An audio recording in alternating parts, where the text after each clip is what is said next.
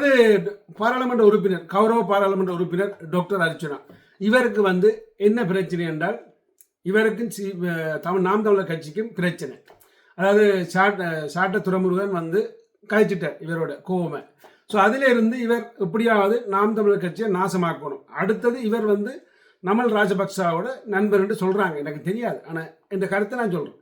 அப்போ அதை நமல் ராஜபக்சாவுக்கு விருப்பமோ நாம் தமிழர் கட்சி தமிழ்நாட்டை ஆள்றது இல்லை. ஏன்னா நான் தமிழர் என்ற ஒரு கட்சி தமிழ்நாட்டை ஆண்டிச்சா இருந்தால் முதலாவது பிரச்சனை அவைக்குத்தான். ஸோ அப்படி ஒரு பிரச்சனை அவைக்கு வரும். அப்போ அதால் இவர் அவருடைய சிநேகம் என்றபடியே அதுவும் ஒரு காரணமாக இருக்கலாம். அடுத்தது தமிழர்கள் ஈழத்தமிழர்கள் இலங்கை தமிழர்கள் வேற அனுப்பி வச்சது, பாராளுமன்றம் அனுப்பி வச்சது தமிழர்களுடைய பிரச்சனையை தீர்த்து வைக்கிறதுக்கு. ஸோ இவர் கவர்ச்சிகரமாயும் அடுத்தது ட்ரெண்டிங்காயும் கதைக்க தெரிஞ்சவராக இருக்கிறார் வெளியே மற்றபடி அங்கே பிரச்சனை தீர்க்கிற ஆள் மாதிரி கதைக்கிற மாதிரி தெரியல. ஸோ அப்படி கொஞ்சம் நிலையில இவர் இருக்கிறார். இப்போ இவர் இன்றைக்கு நேற்று காய்ச்சவர் யாழ்ப்பாணத்தை இந்தியாவுக்கு கொடுங்கோண்டு, இன்றைக்கு காய்ச்சவர் தந்த கடைசி ஆசை என்ற அண்ணன் பதவி, அதாவது முதலமைச்சர் பதவி எதிர்க்கல அவர் சொல்ற ஜோசப் விஜய் ஆகிய நான் இன்றிலிருந்து தமிழ்நாட்டு முதலமைச்சர் ஆகிறேன், இந்தியா சட்டப்படி கட்டுப்படுகிறேன் என்று சொல்ற அந்த வசனத்தை கேட்கறதுக்கு இவர் ஆசைப்படுறார் நேர போய்.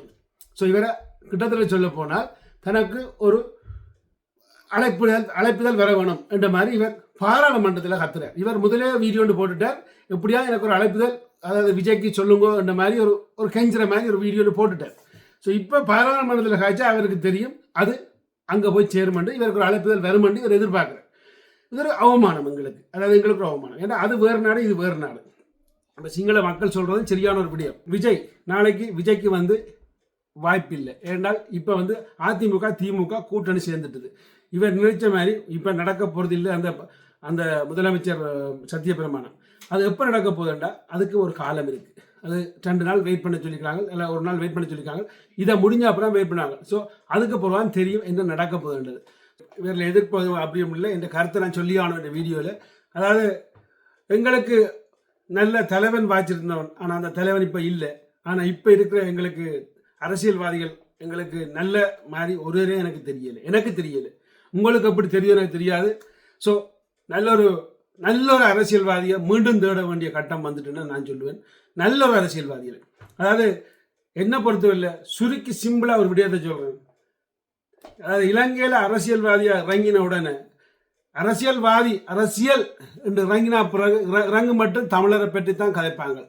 அரசியல் இறங்கி பாராளுமன்றம் போன பிறகு சிங்களவர்களோட சிநேதம், அதாவது சிங்கள பாராளுமன்ற உறுப்பினரோட சிநேதம் பிடிச்சா பிறகு அவர்கள் வேற மாதிரி மாறிடுவார்கள்.